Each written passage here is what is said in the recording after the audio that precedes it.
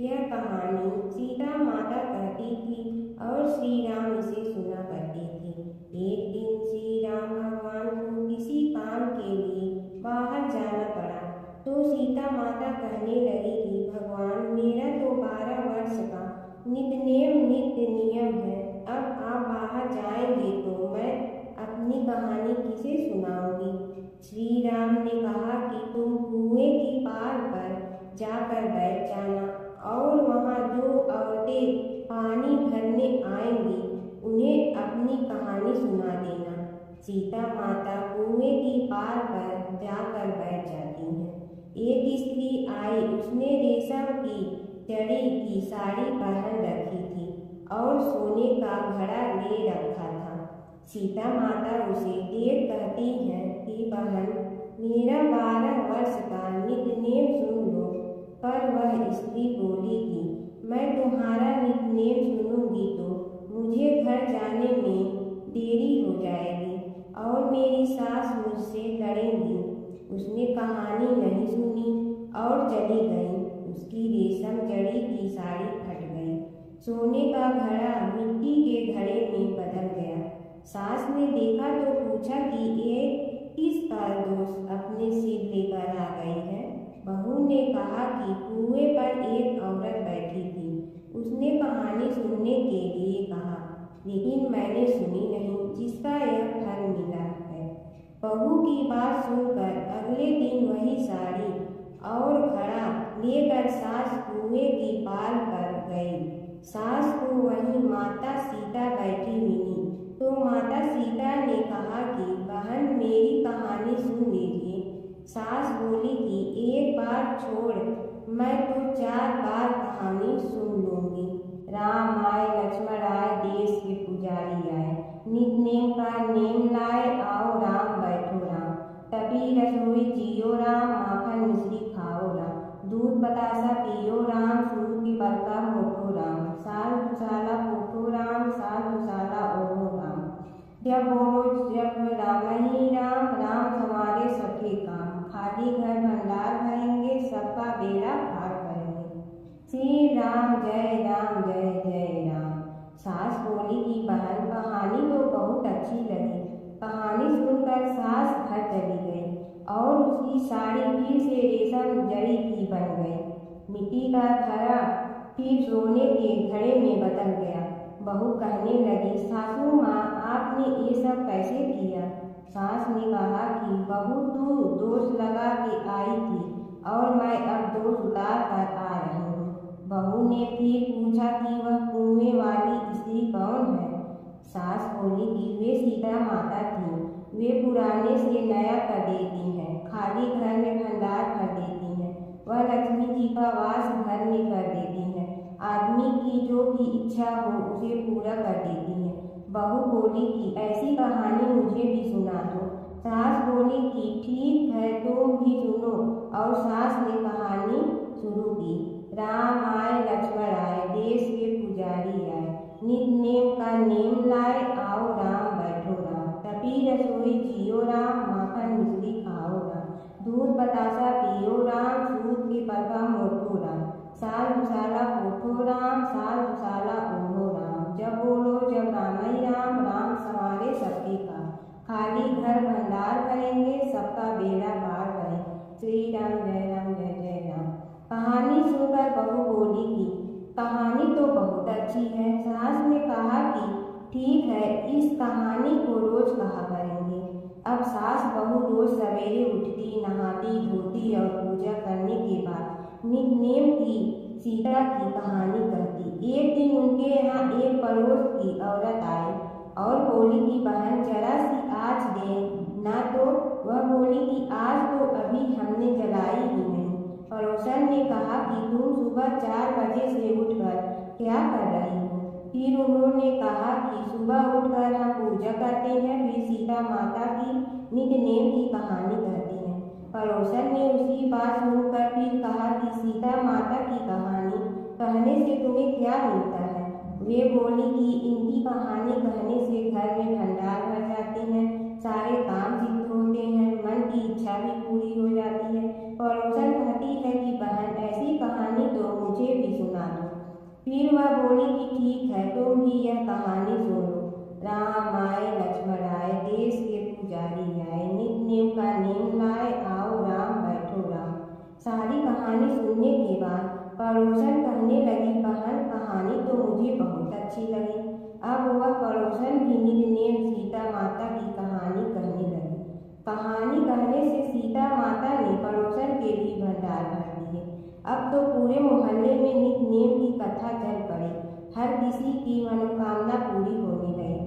हे सीता माता, जैसे आपने उनके भंडार भरे, वैसे ही आप हमारे भी भंडार भरना, सबकी भरना, कहानी सुनने वाले के भी और कहानी कहने वाले के भी। एक समय की बात है, एक भाई बहन रहते थे। बहन का नियम था कि वह अपने भाई का चेहरा देखते ही खाना खाती थी। हर रोज वह सुबह उठती थी और जल्दी जल्दी सारा काम करके अपने भाई का मुंह देखने के लिए उसके घर जाती थी। एक दिन रास्ते में एक पीपल के नीचे गणेश जी की मूर्ति रखी थी। उसने भगवान के सामने हाथ जोड़कर कहा कि मेरे जैसा अमर सुहाग और मेरे जैसा अमर पीहर सबको दीजिए। यह कहकर वह आगे बढ़ जाती है। जंगल के झाड़ियों के कांटे उसके पैरों में चुभा करते थे। एक दिन भाई के घर पहुंची और भाई का मुंह देख कर बैठ गई तो भाभी ने पूछा, पैरों में क्या हो गया है? यह सुनकर उसने भाभी को जवाब दिया कि रास्ते में जंगल के झाड़ियों के गिरे हुए कांटे पांव में चुभ गए हैं। जब वह वापस अपने घर आ जाए तब भाभी ने अपने पति से कहा कि रास्ते को साफ करवा दो, आपकी बहन के पांव में बहुत सारे कांटा चुभ गए हैं। भाई ने तब कुल्हाड़ी लेकर सारी झाड़ियों को काट कर रास्ता साफ कर दिया, जिससे गणेश जी का स्थान भी वहां से हट गया। यह देखकर भगवान गुस्सा हो गए और उसके भाई के प्राण भर लिए। लोग अंतिम संस्कार के लिए जब भाई को ले जा रहे थे तब उसकी भाभी रोते हुए लोगों से कही, थोड़ी देर रुक जाओ, उसकी बहन आने वाली है, वह अपने भाई का मुंह देखे बिना नहीं रह सकती है, उसका यह नियम है। तब लोगों ने कहा, आज तो देख लेगी पर कल कैसे देखेगी? रोज दिन की तरह बहन अपने भाई का मुंह देखने के लिए जंगल में निकली। तब जंगल में उसने देखा कि सारा रास्ता साफ किया हुआ है। जब वह आगे बढ़ी तो उसने देखा कि सिद्धिविनायक को भी वहां से हटा दिया गया है। तब उसने जाने से पहले गणेश जी को एक अच्छे स्थान पर रखकर उन्हें स्थान दिया और हाथ जोड़कर बोली, भगवान मेरे जैसा अमर सुहाग और मेरे जैसा अमर पीहर सबको देना। और फिर बोलकर आगे निकल गए। भगवान सोचने लगे, अगर इसकी नहीं सुनी तो हमें कौन मानेगा, हमें कौन पूजेगा? तब सिद्धिविनायक ने उसे आवाज दी, बेटी इस खेजड़ी की 7 पत्तियां लेकर जा और उसे कच्चे दूध में धोकर भाई के ऊपर छींटा मार देना, वह उठकर बैठ जाएगा। यह सुनकर जब पीछे मुड़ी तो वहां कोई नहीं था। फिर वह यह सोचने लगी कि ठीक है, जैसा सुना वैसा कर लेती हूँ। फिर वह 7 खेजड़ी की पत्तियां लेकर अपने भाई के घर पहुंची। उसने देखा वहां कई लोग बैठे हुए हैं। भाभी बैठी रो रही है और भाई की लाश रखी है। तब उसने पत्तियों को बताए हुए नियम के तहत भाई के ऊपर इस्तेमाल किया। तब भाई उठकर बैठ गया। भाई बोला बहन से, मुझे बहुत ही गहरी नींद आ गई थी। तब बहन बोली, यह नींद किसी दुश्मन को भी न आए, और उसने सारी बात अपने भाई को बता दी। हिंदू पंचांग का अंतिम महीना फाल्गुन मास होता है। फाल्गुन मास में महाशिवरात्रि और होली ये 2 सबसे बड़े त्योहार पड़ते हैं जो कि बहुत ही धूमधाम से मनाए जाते हैं। हिंदू धर्म के अनुसार अनेक देवताओं में से एक चंद्र देवता है। चंद्र के देवता भगवान शिव हैं और शिव जी ने चंद्रमा को अपने सिर पर धारण कर रखा है। अतः पुराणों की माने तो फाल्गुन मास चंद्रदेव की आराधना के लिए सबसे उपयुक्त समय होता है, क्योंकि यह चंद्रमा का जन्म माह माना जाता है। फाल्गुन माह में भगवान श्री कृष्ण की आराधना का भी विशेष महत्व है। इस माह में विशेषकर भगवान श्री कृष्ण के 3 स्वरूपों की पूजा करना बहुत ही लाभदायी माना जाता है। इसमें श्री कृष्ण के बाल कृष्ण स्वरूप, युवा रूप के कृष्ण और गुरु कृष्ण की पूजा की जाती है। बाल कृष्ण रूप की पूजा संतान पाने के लिए, युवा स्वरूप कृष्ण का पूजा दाम्पत्य जीवन मधुर बनाने हेतु और गुरु रूप कृष्ण का पूजन मोक्ष और वैराग्य पाने के लिए ही फाल्गुन के महीने में कृष्ण जी का पूजन अवश्य ही सभी को करना चाहिए। साथ ही श्री गणेश के पूजन का भी महत्व है। फाल्गुन मास की कथा। फाल्गुन मास की कथा के अनुसार सतयुग की बात है। उस समय एक बड़ा ही धर्मात्मा राजा का राज्य था। उसके राज्य में एक ब्राह्मण था, उसका नाम था विष्णु शर्मा। विष्णु शर्मा के 7 पुत्र थे और वे 7 अलग अलग रहते थे। जब विष्णु शर्मा का वृद्धावस्था का समय आया तो उसने सब बहुओं से कहा, तुम सब गणेश का व्रत करो। स्वयं विष्णु शर्मा भी इस व्रत को किया करता था। अब बूढ़ा हो जाने पर वो यह दायित्व अपनी बहुओं को सौंपना चाहता था। जब उसने बहुओं से इस व्रत के लिए कहा तो बहुओं ने नाक सिकोड़ते हुए उसकी आज्ञा न मानकर उसका अपमान कर दिया। अंत में छोटी बहू ने अपने ससुर की बात मान ली और पूजन के सामान का व्यवस्था करके ससुर के साथ व्रत किया तथा भोजन नहीं किया और ससुर को भोजन करा दिया। जब आधी रात बीती तो विष्णु शर्मा को उल्टी और दस्त होने लगे। तब छोटी बहू ने मलमूत्र में भरे गंदे कपड़ों को साफ करके ससुर के शरीर को धोया और पोंछा। पूरी रात बिना कुछ खाए पिए जागती रही। फिर गणेश जी ने उन दोनों पर अपनी कृपा की। ससुर का स्वास्थ्य ठीक हो गया और छोटी बहू का घर धन धान्य से पूर्ण हो गया। तत्पश्चात अन्य बहुओं को भी इस घटना से प्रेरणा मिली और उन्होंने भी श्री गणेश जी का व्रत किया। अतः फाल्गुन मास में जो भी व्यक्ति सच्चे मन से गणेश जी का व्रत करता है, भगवान गणेश उसकी सभी मनोकामनाएं पूरी करते हैं। भगवान शिव की कथा। प्राचीन काल की बात है। सृष्टि के पालन पोषण के लिए ब्रह्मा, विष्णु और महेश तीनों देवताओं का विशेष स्थान है। इनमें भगवान शिव को भोलेनाथ कहा जाता है, क्योंकि वे सच्चे मन से की गई भक्ति से शीघ्र प्रसन्न हो जाते हैं। एक बार देवताओं और असुरों ने समुद्र मंथन किया। मंथन से अनेक रत्न निकले, पर अंत में एक भयंकर विष भी निकला, जिससे पूरी सृष्टि नष्ट होने का संकट आ गया। तब सभी देवता भगवान शिव के पास पहुँचे। सृष्टि की रक्षा के लिए शिव जी ने वह विष अपने कंठ में धारण कर लिया। विष के प्रभाव से उनका कंठ नीला हो गया। तभी से वे नीलकंठ कहलाए। माता पार्वती ने विष को कंठ से नीचे न जाने दिया, जिससे शिव जी की रक्षा हुई। इस महान त्याग से शिव जी ने यह संदेश दिया कि दूसरों की भलाई के लिए त्याग करना ही सच्चा धर्म है। भगवान शिव ध्यान, तपस्या और वैराग्य के प्रतीक है। वे कैलाश पर्वत पर निवास करते हैं, भस्म धारण करते हैं और गले में नाग रखते हैं। उनका डमरू सृष्टि की ध्वनि का प्रतीक है और त्रिशूल शक्ति व संतुलन। विष्णु जी की कथा। फाल्गुन मास हिंदू पंचांग का अत्यंत पवित्र महीना माना जाता है। यह मास भक्ति, आनंद और मुक्ति का प्रतीक है। इस मास में भगवान श्री हरि विष्णु की पूजा विशेष फलदायी होती है। प्राचीन काल की बात है। एक नगर में धर्मपाल नाम का एक निर्धन किंतु अत्यंत धर्मनिष्ठ व्यक्ति रहता था। वह न तो अधिक पूजा पाठ जानता था और न ही उसके पास धन था, परंतु उसके हृदय में भगवान विष्णु के प्रति अपार श्रद्धा थी।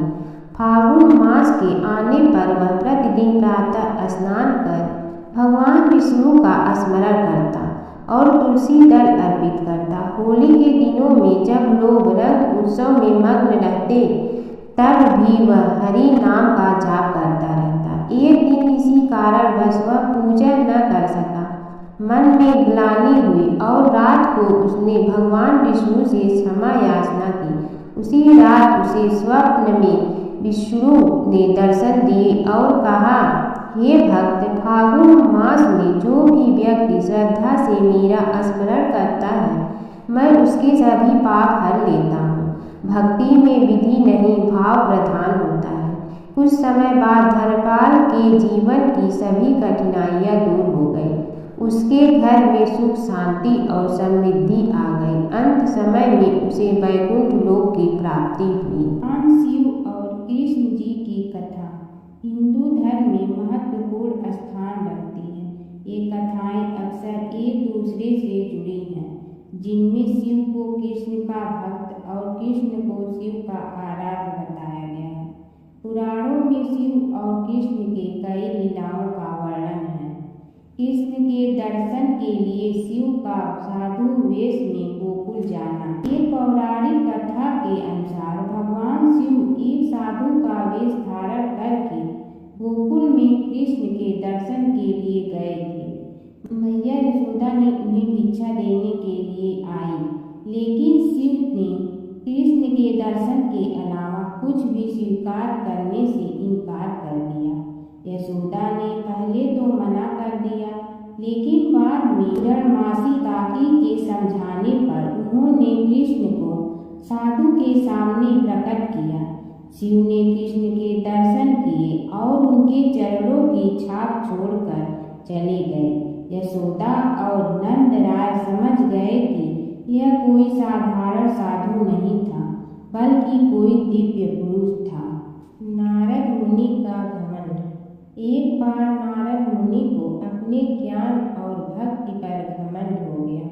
कृष्ण ने नारद मुनि की परीक्षा लेने के लिए उन्हें एक गांव में भेजा, जहां एक महिला अपने पति के बीमार होने पर बहुत दुखी थी। नारद मुनि ने महिला को समझाया कि वह भगवान से प्रार्थना करे, लेकिन महिला ने कहा कि वह अपने पति को कष्ट में नहीं देख सकती। तब नारद मुनि ने राधा से मिलने का फैसला किया। राधा ने नारद मुनि को चरणामृत दिया और कहा कि वह इसे अपने पति को दे। नारद मुनि ने जब राधा से चरणामृत लिया तो उन्हें एहसास हुआ कि राधा का प्रेम कृष्ण के प्रति सबसे महान है। इस घटना के बाद नारद मुनि का घमंड चूर चूर हो गया। नारद मुनि और कृष्ण की लीला। नारद मुनि अक्सर कृष्ण की लीलाओं में शामिल होते थे। एक बार नारद मुनि इंद्र के दरबार से द्वारका जा रहे थे। रास्ते में उन्होंने पारिजात वृक्ष का एक फूल लिया और कृष्ण को दे दिया। कृष्ण ने वह फूल रुक्मिणी को दे।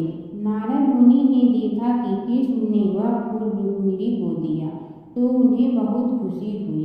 एक समय की बात है कि विष्णु भगवान का विवाह लक्ष्मी जी के साथ निश्चित हो गया।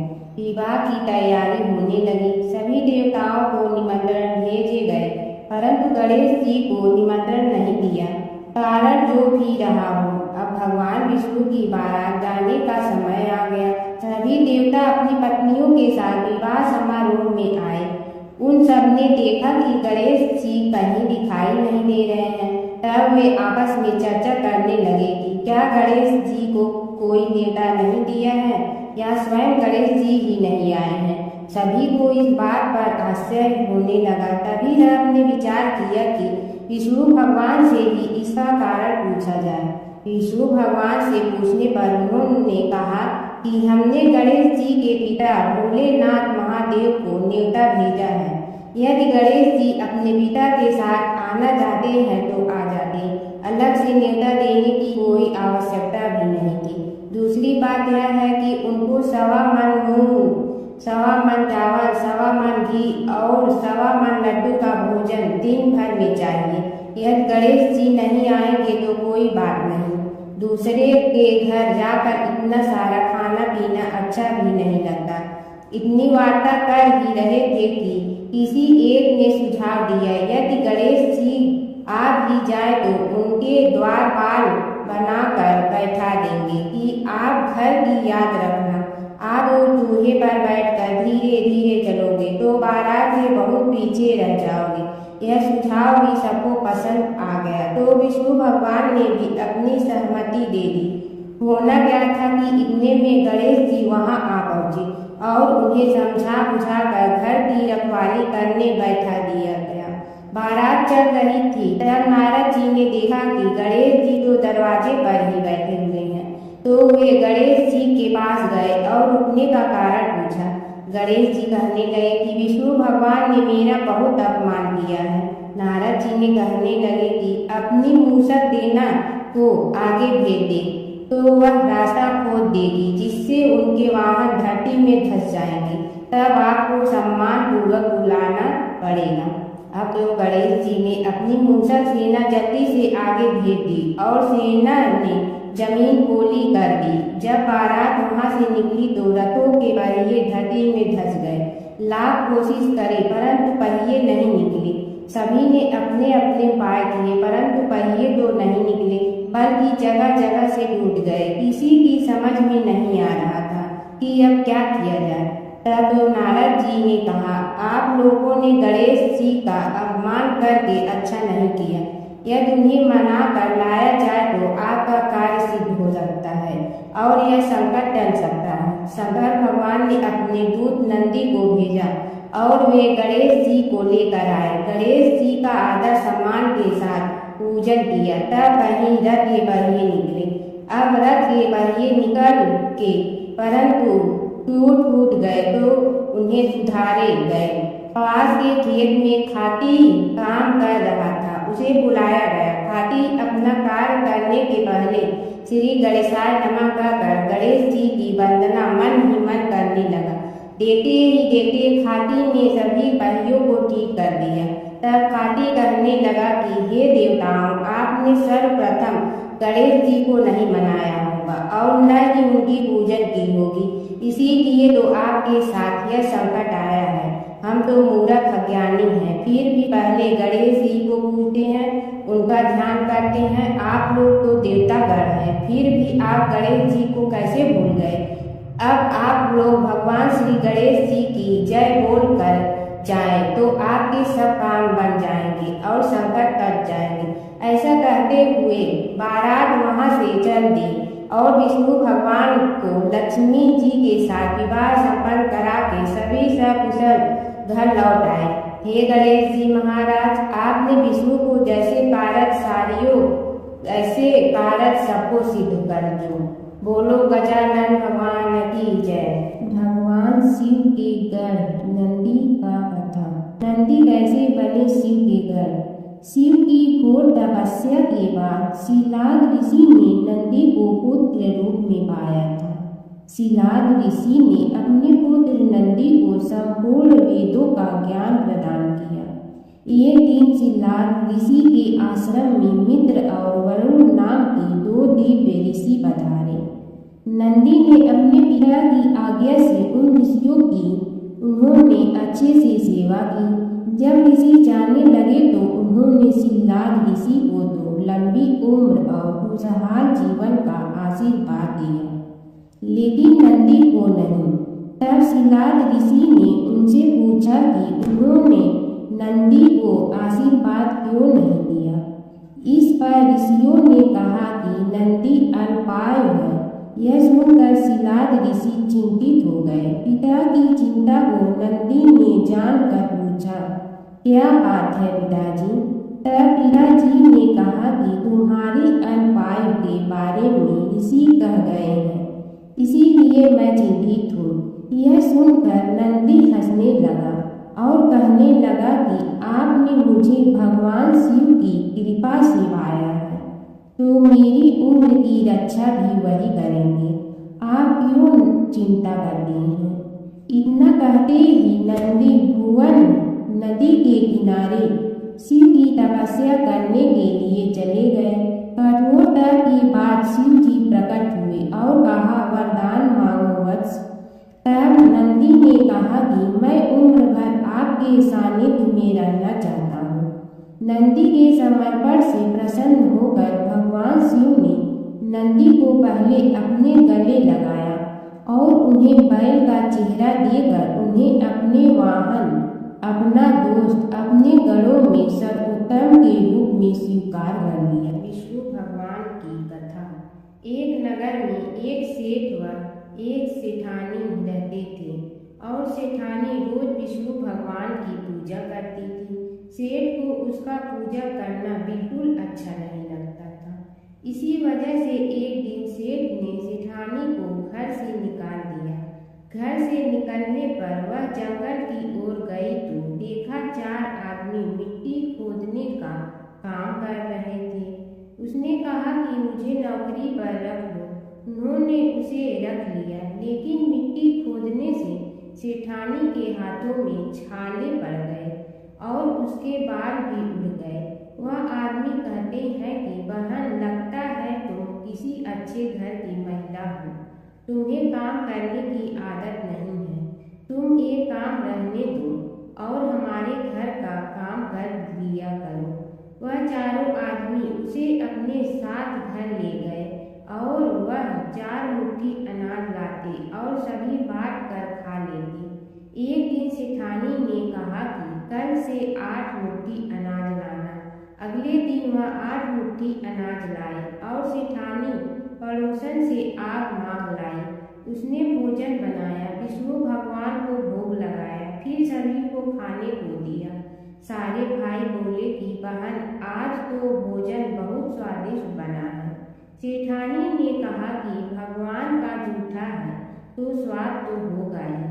सेठानी के जाने के बाद सेठ भूखा रहने लगा और आस पड़ोस के सारे लोग कहने लगे कि ये तो सेठानी के भाग्य से खाता था। एक दिन सेठ अपनी सेठानी को ढूंढने चल पड़ा।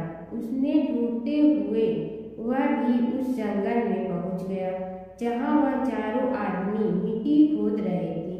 सेठ ने उन्हें देखा तो कहा कि भाई, मुझे भी काम पर रख लो। उन आदमियों ने उसे काम पर रख लिया, लेकिन मिट्टी खोदने से उसके भी हाथों में छाले पड़ गए और बाल उड़ने लगे। उसकी यह हालत देख चारों बोले कि तुम्हें काम की आदत नहीं है, तुम हमारे साथ चलो और हमारे घर में रह लो। सेठ उन चारों आदमियों के साथ उनके घर चला गया और जाते ही उसने सेठानी को पहचान लिया, लेकिन सेठानी घूंघट में थी तो सेठ को देख नहीं पाई। सेठानी ने सभी के लिए भोजन तैयार किया और हर रोज की भांति विष्णु भगवान को भोग लगाया।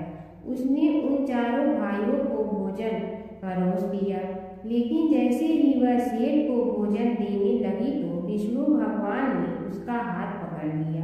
भाई बोले कि बहन, ये तुम क्या कर रही हो? वह बोली, मैं कुछ नहीं कर रही हूँ, मेरा हाथ तो विष्णु भगवान ने पकड़ लिया है।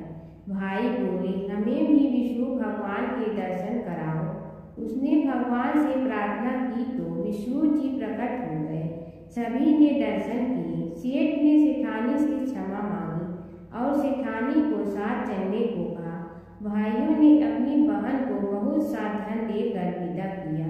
जब सेठानी के साथ सेठ भी भगवान विष्णु की पूजा करने लगा और उनके परिणाम से उनका घर अन्न धन से भर गया। एक बार अपने पुत्र के खातिर भगवान शिव और श्री कृष्ण के बीच छिड़ गया था प्रलयंकारी युद्ध।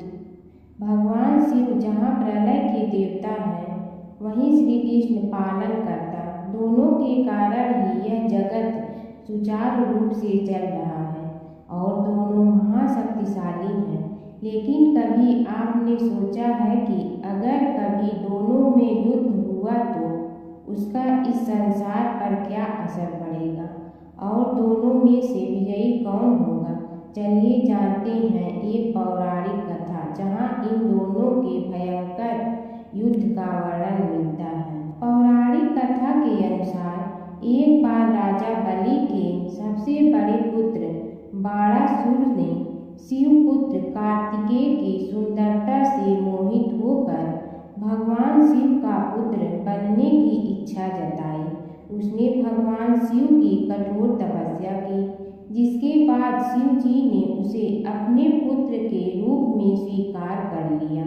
एक समय ऐसा आया जब बाणासुर की पुत्री उषा को श्री कृष्ण के पुत्र अनिरुद्ध से प्रेम हो गया। उषा की मायावी मित्र अप्सरा चित्रलेखा ने अनिरुद्ध और उषा का गंधर्व विवाह करा दिया। जब बाणासुर को यह बात पता चली तो उसने अनिरुद्ध का अपहरण कर उसे अपना बंदी बना लिया। फिर क्या था, श्री कृष्ण ने अपनी पूरी सेना के साथ बाणासुर की नगरी पर धावा बोल दिया। श्री कृष्ण और बाणासुर का युद्ध। बाणासुर श्री कृष्ण की नारायणी सेना से अकेले नहीं लड़ सकता था, इसलिए उसने भगवान शिव से मदद मांगी। अब युद्ध में श्री कृष्ण की नारायणी सेना के विरुद्ध बाणासुर की सेना के साथ भगवान शिव और कुमार कार्तिकेय भी लड़ रहे थे। युद्ध इतना भयानक था कि एक पल को लगा कि भगवान शंकर ने अग्निशस्त्र से गरुड़ पर सवार श्री कृष्ण, बलराम और प्रद्युम्न मारे गए, लेकिन उसी समय श्री कृष्ण ने वरुणास्त्र का प्रयोग कर महादेव के अग्नेस्त्र को शांत कर दिया। फिर शिव जी के अस्त्रों के जवाब में श्री कृष्ण ने वैष्णवास्त्र का प्रयोग किया, जिससे संपूर्ण जगत अंधकार में डूब गया। गुस्से में भगवान शंकर ने 4 पंखा वाला बाण अपने हाथ में ले लिया तो श्री कृष्ण ने जीभ्रास्त्र उठाया। इस तरह यह युद्ध समय के साथ विकराल हो गया और इस युद्ध से समस्त सृष्टि में हाहाकार मच गया। तब ब्रह्मा जी को युद्ध रोकने आना पड़ा। उन्होंने दोनों को सारी स्थिति स्पष्ट की थी।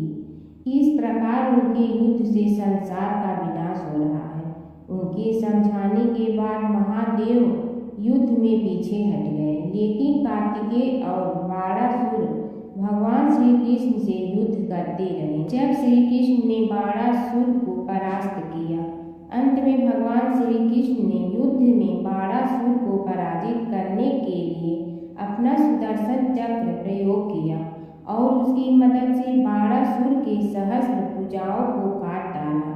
जैसे ही श्री कृष्ण अपने चक्र से उसका वध करने लगे, कार्तिकेय के साथ महादेव वहां फिर से पहुंच गए, लेकिन इस बार उन्होंने युद्ध करने के बजाय श्री कृष्ण से बाणासुर को माफ करने का अनुरोध किया। भगवान शिव ने श्री कृष्ण से कहा कि मैंने इसे अभय दान दिया है, इसलिए अगर आप इसका वध कर देंगे तो मेरा वचन झूठा पड़ जाएगा। शिव जी के ऐसा कहने पर श्री कृष्ण ने बाणासुर को क्षमा कर दिया और अनिरुद्ध, उषा सहित अपनी पूरी सेना लेकर वहां से चल दिए। बाणासुर को आज भी अजर अमर माना जाता है और बाद में भगवान शिव के उसे अपने गढ़ों में शामिल कर लिया। गणेश और बुढ़िया माई की कथा। एक बुढ़िया थी, वह बहुत ही गरीब और दृष्टिहीन थी। उसके एक बेटा और बहू थी। वह बुढ़िया सदैव गणेश जी की पूजा किया करती थी। एक दिन गणेश जी प्रकट होकर उस बुढ़िया से बोले, बुढ़िया माँ, तू जो चाहे सो मांग ले। बुढ़िया बोली, मुझे तो मांगना नहीं आता, कैसे और क्या मांगूं? तब गणेश जी बोले, अपने बहू बेटे से पूछ कर मांग ले। तब बुढ़िया ने अपने बेटे से कहा, गणेश जी कहते हैं तू कुछ मांग ले, बता मैं क्या मांगूं? पुत्र ने कहा, माँ तू धन मांग ले। बहू से पूछा तो बहू ने कहा, नाती मांग ले। तब बुढ़िया ने सोचा कि ये तो अपने अपने मतलब की बात कर रहे हैं, अतः उस बुढ़िया ने पड़ोसन से पूछा तो उन्होंने कहा, बुढ़िया तू तो थोड़े दिन जियोगी, क्यों तू धन मांगो और क्यों नाती मांगे? तू तो अपनी आँखों की रोशनी मांग ले, जिससे तेरी जिंदगी आराम से कट जाए।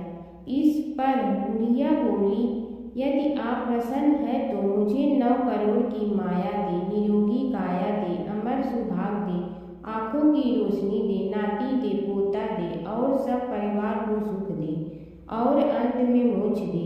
यह सुनकर तब गणेश जी बोले, बुढ़िया माँ, तुमने तो हमें ठग लिया, फिर भी जो तूने मांगा है वचन के अनुसार सब तुझे मिलेगा। और यह कहकर गणेश जी अंतर ध्यान हो गए। उधर बुढ़िया माँ ने जो कुछ मांगा वह सब कुछ मिल गया।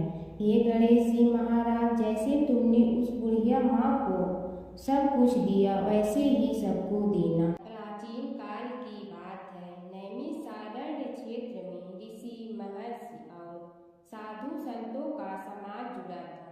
उसमें श्री सूत जी भी विद्यमान थे। शौनक जी ने उनकी सेवा में उपस्थित होकर निवेदन किया कि हे अज्ञान रूप घोर तिमिर को नष्ट करने में करोड़ों सूर्यों के समान प्रकाशमान श्री सूत जी हमारे कानों के लिए अमृत के समान जीवन प्रदान करने वाले कथा तत्व का वर्णन कीजिए। हे सूत जी, हमारे हृदयों में ज्ञान के प्रकाश की वृद्धि तथा भक्ति, वैराग्य और विवेक की उत्पत्ति जिस कथा से हो सकती हो वह हमारे प्रति कहने की कृपा कीजिए। शौनक जी की जिज्ञासा से सूत जी बड़े प्रसन्न हुए। पुरातन इतिहासों के स्मरण से उनका शरीर पुलकायमान हो रहा था। वे कुछ देर उसी स्थिति में विराजमान रहकर कुछ विचार करते रहे और अंत में बोले, शौनक जी, इस विषय में आपके चित्त में बड़ी जिज्ञासा है। आप धन्य हैं जो सदैव ज्ञान की प्राप्ति में तत्पर रहते हुए विभिन्न पुराण कथाओं की जिज्ञासा रखते हैं। आज मैं आपको ज्ञान के परम स्रोत रूप श्री गणेश जी का जन्म कर्म रूप चरित्र सुनाऊंगा। गणेश जी से ही सभी ज्ञानों, सभी विद्याओं का उद्भव हुआ है। अब आप सावधान चित्त से विराजमान हो। श्री गणेश जी के ध्यान और नमस्कार पूर्वक उनका चरित्र श्रवण करें। नमस्तस्मै गणेशाय ब्रह्मा विद्या प्रदायिनी यनागस्त्यसमः साक्षात् विघ्न सागर शोषणे। कैसे हैं वे श्री गणेश जो सभी प्रकार की ब्रह्म विद्याओं को प्रदान करने वाले अर्थात ब्रह्मा के सगुण और निर्गुण स्वरूप पर प्रकाश डालने और जीव ब्रह्मा का अभेद प्रतिपादन करने वाली विद्याओं के दाता हैं। वे विघ्नों के समुद्रों को महर्षि अगस्त के समान शोषण करने में समर्थ हैं, इसलिए उनका नाम विघ्न सागर शोषक के नाम से प्रसिद्ध है। मैं उन भगवान श्री गणेश जी को नमस्कार करता हूँ। प्रथम पूजा के अधिकारी श्री गणेश जी, यह कहकर सूत जी कुछ समय के लिए मौन हो गए और फिर बोले, शौनक जी, भगवान गणेश जी ही सर्वप्रथम पूजा प्राप्ति के अधिकारी हैं। किसी भी देवता की पूजा करो, पहले उनकी पूजा करो। शौनक जी ने निवेदन किया, हे भगवान, हे सूत, सर्वप्रथम यह बताने की कृपा कीजिए कि गणेश जी को प्रथम पूजा का अधिकार किस प्रकार प्राप्त हुआ। इस विषय में मेरी बुद्धि मोह को प्राप्त हो रही है कि सृष्टि रचयिता ब्रह्मा जी, पालन करता भगवान नारायण और संहार करता शिव जी में से किसी को प्रथम पूजा का अधिकारी क्यों नहीं माना गया। यह त्रिदेव ही तो सबसे बड़ा देवता माने जाते हैं। सूत जी ने कहा, शौनक जी, यह भी एक रहस्य ही है। देखो, अधिकार मांगने से नहीं मिलता, इसके लिए योग्यता होनी चाहिए। संसार में अनेकों देवी देवताएं पूजे जाते हैं। पहले जो जिसका इष्ट देव होता है वह उसी की पूजा किया करता है। इससे बड़े देवताओं के महत्व में कमी आने की आशंका उत्पन्न हो गई। इस कारण देवताओं में परस्पर विवाद होने लगा। वे उसका निर्णय प्राप्त करने के लिए शिव जी के पास पहुँचे और प्रणाम करके पूछने लगे, प्रभु, हम सब में प्रथम पूजा का अधिकारी कौन है।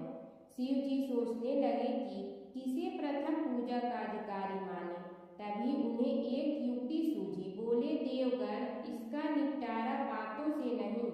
तथ्यों से होगा। इसके लिए एक प्रतियोगिता रखनी होगी, शिव की परिक्रमा करने की प्रतियोगिता। देवगण उनका मुख देखने लगे, शंकित हृदय से सोचने लगे कि कैसी प्रतियोगिता रहेगी। यह शिव जी ने उनके मन के भाव ताड़ लिए, इसलिए सांत्वना भरे शब्दों में बोले, घबराओ मत, कोई कठिन परीक्षा नहीं ली जाएगी। बस इतना ही कि सभी अपने अपने वाहनों पर चढ़कर संसार की परिक्रमा करो और फिर यहाँ लौट आओ। जो पहले लौटेगा वही सर्वप्रथम पूजा का अधिकारी होगा। अब क्या देर थी, सभी अपने अपने वाहन पर चढ़कर दौड़ पड़े। किसी का वाहन गजराज था तो किसी का सिंह, किसी का भैंसा तो किसी का मृग, किसी का हंस तो किसी का उल्लू, किसी का अश्व तो किसी का श्वान। अभिप्राय यह है कि वाहनों को विविधता के दर्शन उस समय जितने भले प्रकार से हो सकते थे उतने अन्य समय में नहीं। सबसे गया बीता वाहन गणेश जी का था मूषक, उससे चूहा भी कहते हैं। ऐसे वाहन के बल भरोसे इस प्रतियोगिता में सफल होना तो क्या, सम्मिलित होना भी हास्यास्पद है। गणेश जी ने सोचा, छोड़ो, क्या होगा प्रतियोगिता में भाग लेने से, हम तो यहाँ बैठे रहकर ही तमाशा देखेंगे। वे बहुत देर तक विचार करते रहे। अंत में उन्हें एक युक्ति सूझी। शिव जी स्वयं ही जगदाता है, यह संसार उन्हीं का प्रतिबिंब है, तब क्यों न इन्हीं की परिक्रमा कर ली जाए। इनकी परिक्रमा करने से ही संसार की परिक्रमा हो जाएगी। ऐसा निश्चय कर उन्होंने मूषक पर चढ़कर शिव जी की परिक्रमा की और उनके समक्ष जा पहुंचे। शिव जी ने कहा, तुमने परिक्रमा पूर्ण कर ली। उन्होंने उत्तर दिया, जी हाँ। शिव जी सोचने लगे कि इसे तो यहीं घूमते हुए देखा, फिर परिक्रमा कैसे कर आया। देवताओं का परिक्रमा करके लौटना आरंभ हुआ और उन्होंने गणेश जी को वहां बैठे देखा तो माथा ठनक गया। फिर भी साहस करके बोले, अरे तुम विश्व की परिक्रमा के लिए नहीं गए। गणेश जी ने कहा, अरे मैं कब का यहाँ आ गया। देवता बोले, तुम्हें तो कहीं भी नहीं देखा। गणेश जी ने उत्तर दिया, देखते कहाँ से, समस्त संसार शिव जी में विद्यमान है। इनकी परिक्रमा करने से ही संसार की परिक्रमा पूर्ण हो गई। सूत जी बोले, सौनक, इस प्रकार गणेश जी ने अपनी बुद्धि के बल पर ही विजय प्राप्त कर ली। उनका कथन सत्य था, इसलिए कोई विरोध करता भी तो कैसे। बस उसी दिन से गणेश जी की प्रथम पूजा होने लगी। दूसरा अध्याय, हरि अनंत हरि चरित अनंता। सूत जी बोले, हे सौनक जी, यह एक तथ्य है कि गणेश जी ही उसके पात्र हैं। वे बड़े देवता का भी कार्य सिद्धि में विघ्न उपस्थित होने पर उन विघ्नराज का आश्रय न लिया हो। ये सौनक, वे देव भी बड़े दयालु हैं। नाम तो शिव जी का ही आशुतोष है, किंतु वे सर्वात्मा और सर्वरक्षक प्रभु तो शिव जी की अपेक्षा भी शीघ्र ही प्रकट हो जाते हैं। उनका भक्त कभी किसी संकट में नहीं पड़ता। यदि प्रारब्ध वशात कभी किसी विपत्ति में पड़ भी जाता है तो गणेश्वर की उपासना करने पर उनके अनुग्रह से उनके समस्त दुख दूर होकर परम सुख की प्राप्ति होती है। सौनक ने कहा, हे सूत जी, हे महाभाग, हे प्रभु, मैं गणेश जी के विभिन्न चरित्रों का अध्ययन करना चाहता हूँ, तो मुझे बताइए कि किस ग्रंथ का अवलोकन करूँ। हे दयामय, आपको तो उनके समस्त चरित्र विदित है कि यदि आप ही उन्हें सुनाने की कृपा करें तो मेरा अत्यधिक उपकार होगा। सूत जी बोले, हे सौनक भगवान, गणेश्वर के इतने चरित्र हैं कि उन सब का कथन इस जीवा से संभव नहीं, क्योंकि प्रभु अनंत, प्रभु चरित अनंता वाली बात समस्त विद्वान ऋषि मुनि कहते हैं। फिर भी गणेश जी प्रथम पूजा के अधिकारी होने के कारण समस्त देव चरित्रों में जुड़े हुए हैं, इसलिए उनका प्रभाव भी सर्वाधिक व्यापक है। हे मुने, हे शौनक, वे भगवान सर्वसमर्थ हैं। वे सभी का तिरस्कार करने में समर्थ हैं, किंतु उनका तिरस्कार कोई भी नहीं कर सकता। यह त्रिलोक्य उन्हीं भगवान के संकेत पर नित्य करता है। इसकी समस्त क्रियाएं उन्हीं की इच्छा पर आश्रित हैं। हे शौनक, भगवान गणेश्वर स्वयं कहते हैं, शिवे विष्णु च शक्तौ च सूर्ये मयि निराधिपयो भेदेत बुद्धियोगः स सम्य योगो मतो मम। हे नरेश्वर, हे वरेण्य शिव, विष्णु, शक्ति, सूर्य और मुझ गणेश में जो अभेद बुद्धि योग है, मेरे मत में वही सम्यक योग है। इससे यह भी सिद्ध है कि समस्त देवता उन्हीं के स्वरूप हैं। वे ही भगवान विभिन्न कार्य रूपों के अनुसार अपना भिन्न भिन्न नाम रखते हैं। हे मुनि श्रेष्ठ, उन सब देवताओं के चरित्र भी उन्हीं गणराज के चरित्र हैं।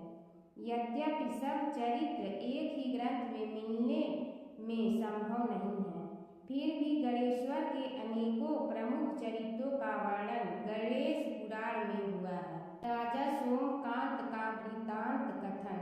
शौनक जी ने पूछा, हे प्रभु, गणेश पुराण का आरंभ किस प्रकार हुआ, यह मुझे बताने की कृपा करें। इस पर सूत जी ने कहने लगे, हे शौनक, यद्यपि गणेश पुराण है तो बहुत प्राचीन, क्योंकि भगवान गणेश्वर तो आदि है। न जाने कब से गणेश जी अपने उपासकों पर कृपा करते चले आ रहे हैं। उनके अनंत चरित्र हैं, जिनका संग्रह एक महापुराण का रूप ले सकता है। उसे एक बार भगवान नारायण ने नारद जी को और भगवान ने शंकर और जगन जननी पार्वती जी को सुनाया था। बाद में वही पुराण संक्षेप रूप में ब्रह्मा जी ने महर्षि वेद व्यास को सुनाया और फिर व्यास जी ने महर्षि भृगु को सुनाया। भृगु ने कृपा करके सौराष्ट्र के एक राजा सोमकांत को सुनाया था। तब से वह पुराण अनेक कथाओं में मिश्रित होता रहा और अनेक कथाओं से रहित होता हुआ अनेक रूप में प्रचलित है। शौनक जी ने पूछा, भगवान, आप यह बताने का कष्ट करें कि राजा सोमकांत कौन था? उसने महर्षि से गणेश पुराण का श्रवण कहाँ किया था? उस पुराण के श्रवण से उसे क्या क्या उपलब्धियां हुई? हे नाथ, मुझे श्री गणेश्वर की कथा के प्रति उत्कंठा बढ़ती ही जा रही है। सूत जी बोले, हे शौनक, सौराष्ट्र के देवनगर नाम की एक प्रसिद्ध राजधानी थी। वहाँ का राजा सोमकांत था। वह अपनी प्रजा का पुत्र के समान पालन करता था। वह वेद ज्ञान संपन्न, शस्त्र विद्या में पारंगत एवं प्रबल प्रतापी राजा, समस्त राजाओं में मान्य तथा अत्यंत वैभवशाली था। उसका ऐश्वर्य कुबेर के भी ऐश्वर्य को लज्जित करता था। उसने अपने पराक्रम से अनेकों देश जीत लिए थे। उसकी पत्नी अत्यंत रूपवती, गुणवती, धर्माज्ञा एवं पतिव्रत धर्म का पालन करने वाली थी। वह सदैव अपने प्राणनाथ की सेवा में लगी रहती थी। उसका नाम सुधर्मा था। जैसे वह प्रतिव्रता थी, वैसे ही राजा भी एक पत्नी व्रता का पालन करने लगा। उसके हेमकांत नामक एक सुंदर पुत्र था। वह भी सभी विद्याओं का ज्ञाता और अस्त्र शस्त्रास्त्र के अभ्यास में निपुण हो गया था। यह सभी श्रेष्ठ लक्षणों से संपन्न सद्गुणी एवं प्रजा जनों के हितों का अत्यंत पोषक था। इस प्रकार राजा सोमकांत स्त्री पुत्र पशुवाहन राज्य एवं प्रतिष्ठा आदि से सब प्रकार सुखी था। उससे दुख तो था ही नहीं। सभी राजागण उसका हार्दिक सम्मान करते थे तथा उसकी श्रेष्ठ कीर्ति भी संसार व्यापी थी। परंतु युवावस्था के अंत में सोमकांत को घृणित कोष्ठ रोग हो गया। उसके अनेक उपचार किए गए, किंतु कोई लाभ नहीं हुआ। रोग शीघ्रता से बढ़ने लगा और उसके कीड़े पड़ गए। जब रोग की अधिक वृद्धि होने लगी और उसका कोई उपाय न हो सका तो राजा ने मंत्रियों को बुलाकर कहा, सुब्रतो, जाने किस कारण यह रोग मुझे किसी पूर्व जन्म के पाप का फल होगा। इसलिए मैं अब अपना समस्त राजपाट छोड़कर वन में रहूंगा। मेरे पुत्र हेमकांत को मेरे समान मानकर राज्य शासन का धर्म पूर्वक संचालन कराते रहे। यह कहकर राजा ने शुभ दिन दिखवाकर अपने पुत्र हेमकांत को राज्य पद पर अभिषेक किया और अपनी पत्नी सुधर्मा के साथ निर्जन वन की ओर चल दिया। प्रजापालक राजा के वियोग में समस्त प्रजा जन अश्रु बहाते हुए उनके साथ चले गए। राज्य की सीमा पर पहुंचकर राजा ने अपने पुत्र अमात्यगण और प्रजाजनों को समझाया, आप सब लोग धर्म के जानने वाले श्रेष्ठ आचरण में तत्पर एवं सहृदय हैं। यह संसार तो वैसे भी परिवर्तनशील है। जो आज है वह कल नहीं था और आने वाले कल में भी नहीं रहेगा। इसलिए मेरे जाने से दुख का कोई कारण नहीं है। मेरे स्थान पर मेरा पुत्र सभी कार्यों को करेगा। इसलिए आप सब उसके अनुशासन में रहते हुए उसे सदैव सम्मान करते रहें। फिर पुत्र से कहा, बेटा, यह स्थिति सभी के समझ आती रही है। हमारे पूर्व पुरुष भी परंपरागत रूप से वृद्धावस्था आने पर वन में जाते रहे हैं। मैं कुछ समय पहले ही वन में जा रहा हूँ, तो कुछ पहले या पीछे जाने में कोई अंतर नहीं पड़ता। यदि कुछ वर्ष बाद जाऊँ तब भी मोह का त्याग करना ही होगा। इसलिए हे वत्स, तुम दुखित मत हो और मेरी आज्ञा मानकर राज्य शासन को ठीक प्रकार चलाओ। ध्यान रखना, क्षत्रिय धर्म का कभी त्याग न करना और प्रजा को सदा सुखी रखना। इस प्रकार राजा सोमकांत ने सभी को समझा बुझाकर वहां से वापस लौट आया और स्वयं अपनी पतिव्रता भार्या के साथ वन में प्रवेश किया। पुत्र हेमकांत के आग्रह से उसने सुबल और ज्ञान गम्य नामक 2 आत्माओं को भी साथ ले लिया। उन सब ने एक समतल एवं सुंदर स्थान देखकर वहां विश्राम किया। तभी उन्हें एक मुनि कुमार दिखाई दिया। राजा ने उससे पूछा, तुम कौन हो, कहाँ रहते हो? यदि उचित समझो तो मुझे बताओ। मुनि बालक ने कोमल वाणी में कहा, मैं महर्षि भृगु का पुत्र हूँ। मेरा नाम च्यवन है। हमारा आश्रम निकट में ही है। अब आप भी अपना परिचय दीजिए। राजा ने कहा, मुनि कुमार, आपका परिचय पाकर मुझे बड़ी प्रसन्नता हुई। मैं सौराष्ट्र के देवनगर नामक राज्य का अधिपति रहा हूँ। अब अपने पुत्र को राज्य देकर मैंने अरण्य की शरण ली है। मुझे कुष्ठ रोग अत्यंत पीड़ित किए हुए हैं। उसकी निवृत्ति का कोई उपाय करने वाला हो तो कृपा कर मुझे बताइए।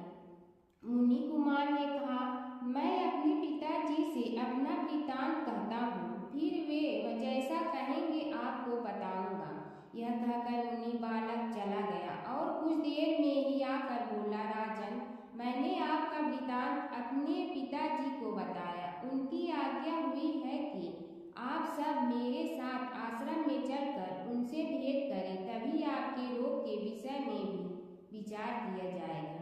राजा सोमकांत के पूर्व जन्म का वृत्तांत भृगु द्वारा वर्णन राजा अपनी पत्नी और अमात्यों के सहित च्यवन के साथ साथ भृगु आश्रम में जा पहुंचा और उन्हें प्रणाम कर बोला, हे भगवान, हे महर्षि, मैं आपकी शरण हूँ। आप मुझ कुष्ठी पर कृपा कीजिए। महर्षि बोले, राजन, यह तुम्हारे किसी पूर्व जन्म कृत पाप का ही उदय हो गया है। इसका उपाय मैं विचार करके बताऊंगा। आज तो तुम सब स्नान आदि से निवृत्त होकर रात्रि विश्राम करो। महर्षि की आज्ञा अनुसार सबने स्नान भोजन आदि के उपरांत रात्रि व्यतीत की और प्रातः काल स्नान आदि नित्य कर्मों से निवृत्त होकर महर्षि की सेवा में उपस्थित हुए। महर्षि ने कहा, राजन, मैंने तुम्हारे पूर्व जन्म का वृत्तांत जान लिया हूँ और यह भी विदित कर लिया है कि किस पाप के फल से तुम्हें इस रोग की प्राप्ति हुई है। यदि तुम चाहो तो उसे सुना दूं। राजा ने हाथ जोड़कर निवेदन किया, बड़ी कृपा होगी मुनिनाथ, मैं उसे सुनने के लिए उत्कंठित हूँ। महर्षि ने कहा, तुम पूर्व जन्म में एक धनवान वैश्य के लाडले पुत्र थे। वह वैश्य विंध्याचल के निकट कौलहार नामक ग्राम में निवास करता था। उसकी पत्नी का नाम सुलोचना था।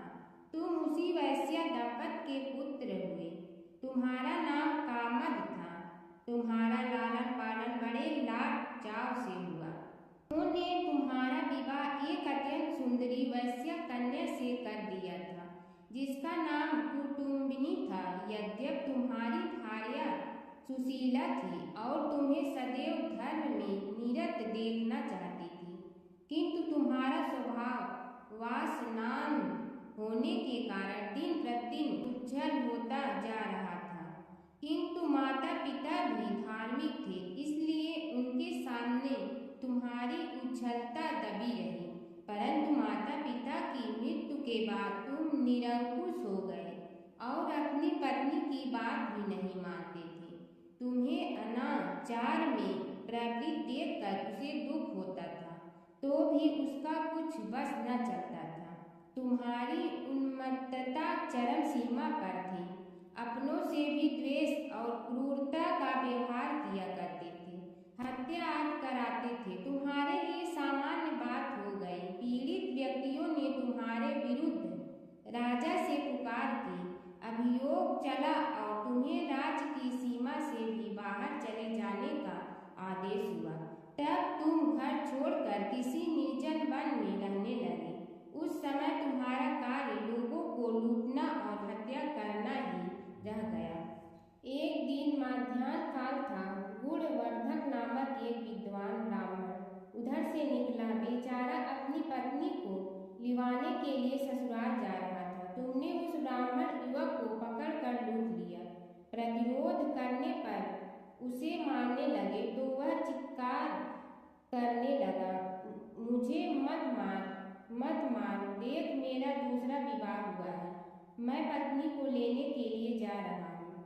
किंतु तुम तो क्रोधवश में ऐसे लीन हो रहे थे कि तुमने उसकी बात सुनकर भी नहीं सुनी। जब उसे मारने लगे तो उसने श्राप दे दिया, अरे हत्यारे, मेरी हत्या के पाप से तो सहस्त्र कल्प तक घोर नरक भोगोगे। तुमने उसकी कोई चिंता न की और सिर काट लिया। राजन, तुमने ऐसी एक नहीं बल्कि अनेक निरीह हत्याएं की थी, जिनकी गणना करना भी पाप है। इस प्रकार इस जन्म में तुमने घोर पाप कर्म किए थे, किंतु बुढ़ापा आने पर जब अशक्त हो गए तब तुम्हारे साथ जो क्रूर कर्मा थे वे भी किनारा कर गए। उन्होंने सोच लिया कि अब तो इसे खिलाना भी पड़ेगा, इसलिए मरने दो यहीं। अमोघ प्रभाव गणेश उपासना का कथन। राजन, अब तुम निरालंब थे, चल फिर तो सकते ही नहीं थे। भूख से पीड़ित रहने के कारण रोगों ने भी घेर लिया। उधर से जो कोई निकलता तुम्हें घृणा की दृष्टि से देखता हुआ चला जाता। तब तुम आहार की खोज में बड़ी कठिनाई से चलते हुए एक जीर्ण शीर्ण देवालय में पहुंचा। उसमें भगवान गणेश्वर की प्रतिमा विद्यमान थी। तब न जाने किस पुण्य के उदय होने से तुम्हारे मन में गणेश जी के प्रति भक्ति भाव जागृत हुआ। तुम निराहार रहकर उनकी उपासना करने लगे। उससे तुम्हें सब कुछ मिला और रोग भी कम हुआ। राजन, तुमने अपने साथियों की दृष्टि बचाकर बहुत सा धन एक स्थान पर गाड़ दिया था। अब तुमने उस धन को उसे देवालय के जीर्णोद्धार में लगाने का निश्चय किया। शिल्पी बुलाकर उस मंदिर को सुंदर और भव्य बनवा दिया। इस कारण कुख्याति सुख्याति में बदलने लगी। फिर यथा समय तुम्हारी मृत्यु हुई। यमदूतों ने पकड़कर तुम्हें यमराज के समक्ष उपस्थित किया। यमराज तुमसे बोले, जीव, तुमने पाप और पुण्य दोनों ही किए हैं और दोनों का ही भोग तुम्हें भोगना है। किंतु पहले पाप का फल भोगना चाहते हो पुण्य का? इसके उत्तर में तुमने प्रथम अपने पुण्य कर्मों के भोग की इच्छा प्रकट की और इसीलिए उन्होंने तुम्हें राजकुल में जन्म लेने के लिए भेज दिया। पूर्व जन्म में तुमने तुमने भगवान गणाध्यक्ष का सुंदर एवं भव्य मंदिर बनवाया था, इसलिए तुम्हें सुंदर देह की प्राप्ति हुई। यह कहकर महर्षि भृगु कुछ रुके। उन्होंने देखा कि राजा को इस वृत्तांत पर शंका हो रही है। तभी महर्षि के शरीर में असंख्य विकराल पक्षी उत्पन्न होकर राजा की ओर झपटे। उनकी चोंच बड़ी तीक्ष्ण थी, जिनसे वे राजा के शरीर को नोच नोच कर खाने लगे। उसके कारण उत्पन्न असहनीय पीड़ा से व्याकुल हुए राजा ने महर्षि के समक्ष हाथ जोड़कर निवेदन किया, प्रभु आपका आश्रम तो समस्त द्वेष आदि से परे है और यहाँ मैं आपकी शरण में बैठा हूँ, तब यह पक्षी मुझे आकर ही क्यों पीड़ित कर रहे हैं? हे मुनिनाथ, इनसे मेरी रक्षा कीजिए। महर्षि ने राजा के उत्तर वचन सुनकर सांत्वना देते हुए कहा, राजन, तुमने मेरे वचनों में शंका की थी और जो मुझ सत्यवादी के कथन में शंका करते हैं उसे खाने के लिए मेरे शरीर से इसी प्रकार पक्षी प्रकट हो जाते हैं, जो कि मेरे हुंकार करने पर भस्म हो जाया करते हैं। यह कर महर्षि ने हुंकार की और तभी वे समस्त पक्षी भस्म हो गए। राजा श्रद्धावनत होकर उनके समक्ष अश्रुपात करता हुआ बोला, प्रभु अब आप पाप से मुक्त होने का उपाय कीजिए। महर्षि ने कुछ विचार कर कहा, राजन, तुम पर भगवान गणेश्वर की कृपा सहज रूप से है और वे ही प्रभु तुम्हारे पापों को भी दूर करने में समर्थ है, इसलिए तुम उनके पाप नाशक चरित्रों का श्रवण करो। गणेश पुराण में उनके चरित्रों का भले प्रकार वर्णन हुआ है, अतएव तुम श्रद्धा भक्ति पूर्वक उसी को सुनने में चित्त लगाओ। राजा ने प्रार्थना की, महामुनि, मैंने गणेश पुराण का नाम भी आज तक नहीं सुना, तो उनके सुनने का सौभाग्य कैसे प्राप्त कर सकूंगा? हे नाथ, आपसे अधिक ज्ञानी और प्रकांड विद्वान और कौन हो सकता है? आप ही मुझ पर कृपा कीजिए। महर्षि ने राजा की दीनता देखकर उसके शरीर पर अपने कमंडल का मंत्रपूत जल छिड़का। तभी राजा को एक छींक आई और नासिका से एक अत्यंत छोटा काले वर्ण का पुरुष बाहर निकल आया। देखते देखते वह बढ़ गया। उसके भयंकर रूप को देखकर राजा कुछ भयभीत हुआ, किंतु समस्त आश्रमवासी वहां से भाग गए। वह पुरुष महर्षि के समक्ष हाथ जोड़कर खड़ा हो गया। उन्होंने उसकी ओर देखा और कुछ उच्च स्वर में बोले, तू कौन है, क्या चाहता है? वह बोला, मैं साक्षात पाप हूँ, समस्त पापियों के शरीर में मेरा निवास है। आपके मंत्रपूत जल के स्पर्श से मुझे विवश होकर राजा के शरीर से बाहर निकलना पड़ा है। अब मुझे बड़ी भूख लगी है, बताइए क्या खाऊं और कहाँ रहूं?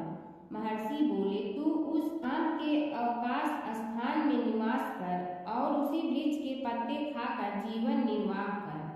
यह सुनते ही वह पुरुष आम के वृक्ष के पास पहुंचा, किंतु